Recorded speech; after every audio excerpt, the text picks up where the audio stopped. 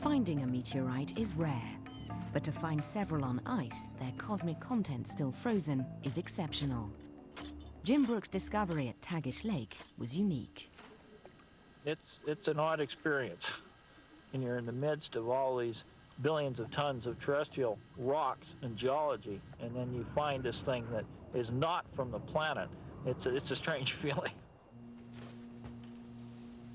The Yukon space rocks would soon take another trip to one of the safest and most sanitary places on Earth, the Class 10 clean room at Johnson Space Center in Texas.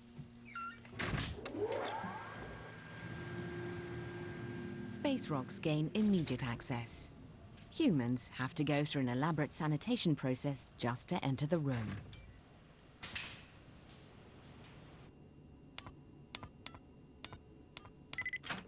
Cosmic meteorologist Mike Zelensky gets a lot of rocks sent his way. Not all of them turn out to be from space. It was only when the samples came down, I opened them up in the laboratory, that we realized that they really were meteorites, and not only that, but were an extremely rare kind of meteorite, perhaps the oldest, most primitive of all that we have. It appears to contain a very high concentration of stardust, the original material from which all the planets and the sun were formed from.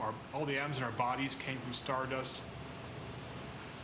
And so to have it be recovered like that immediately and still frozen is really a once in a century sort of an event. Could a few crumbling rocks actually tell us something about the building blocks that created the solar system? Asteroids, comets, and meteors may offer us a way to go back in time.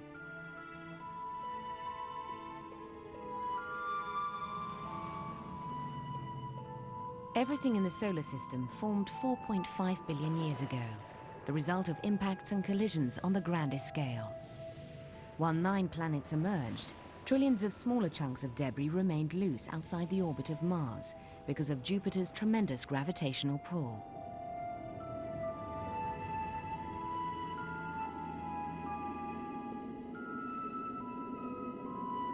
This is the asteroid belt. Leftovers from creation, they are today capable of massive destruction.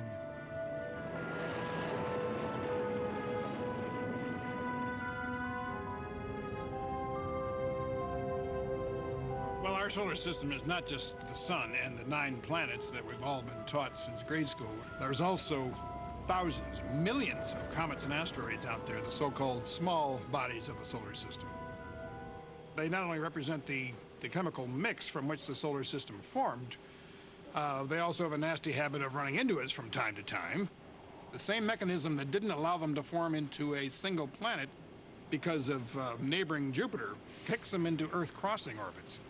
In a very real sense, we will get hit. It's not a question of if, it's just a question of when. Astronomers have already found 500 Earth-crossing asteroids, 800 meters or larger. A space rock as large as the one that ended the dinosaurs is out there and can hit us again. In 1994, astronomers got a rare chance to witness this danger. An enormous comet named Shoemaker-Levy 9 broke into 20 pieces and was sucked into Jupiter at speeds 100 times faster than a bullet.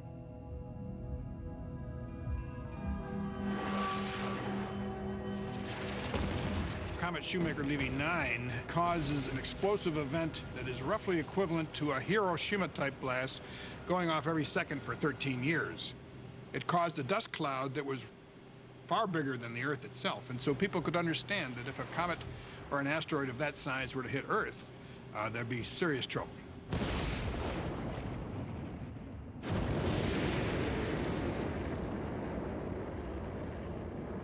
Overnight, understanding fireballs becomes a matter of global security.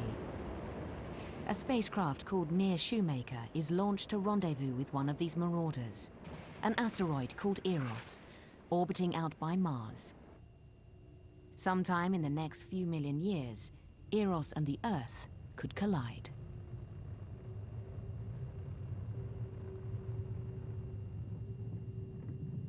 There are many kinds of natural disasters you can't do anything about. An earthquake happens, it happens. But if an asteroid's headed toward you, we have the technology, in principle, never been tested, but in theory, we've got rockets, we've got bombs, they're strong enough and powerful enough that one might be able to apply that force to cause the asteroid's orbit to change just slightly so that it misses the Earth instead of hits the Earth. And the kind of measurements we've been doing on Near Shoemaker are at least a start in that direction. In fact, the NEAR mission is well past the starting point. It's taken 5 years, 2.5 trips around the Sun, and over 3 billion kilometers to get there. But this tough little spacecraft arrives and is now orbiting the asteroid Eros. Its primary mission was to take the first close-up pictures of a small celestial body. But today, the mission takes a dramatic and historic turn. NASA will attempt to land the spacecraft on the asteroid itself. By their own admission, it's exceedingly risky. They are attempting to maneuver a craft orbiting an asteroid 316 million kilometers from Earth.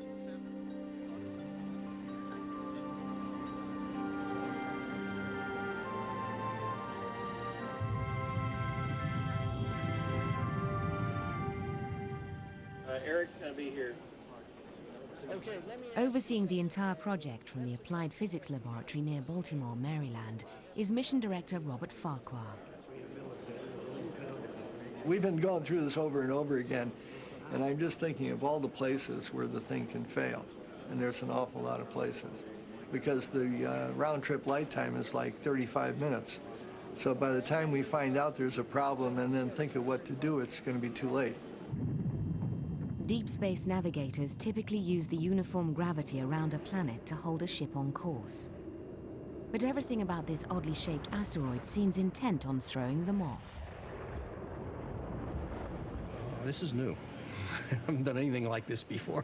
I've been working here for 33 years. The irregular shape causes a lot of problems in terms of navigation, and then with that goes an irregular gravity field. When the spacecraft orbits around or tries to land, it's buffeted by these different regions of Eros.